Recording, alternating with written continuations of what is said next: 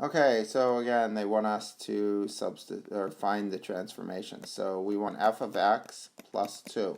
Now f of x is x squared minus 3. So this is x squared minus 3 plus 2, or x squared minus 1. There's the transformation.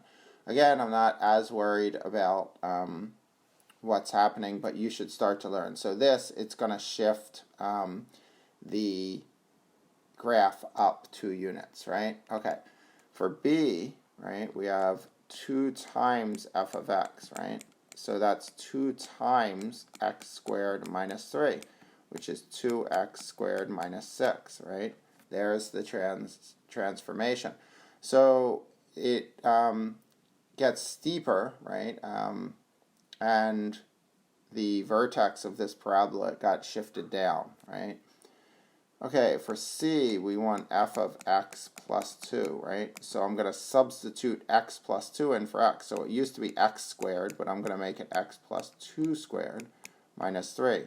So this is x squared plus 4x plus 4 minus 3, x squared plus 4x plus 1, right? There's the final solution. And this shifts it left 2 units, right? And the last one, d, we have f of 2x, right?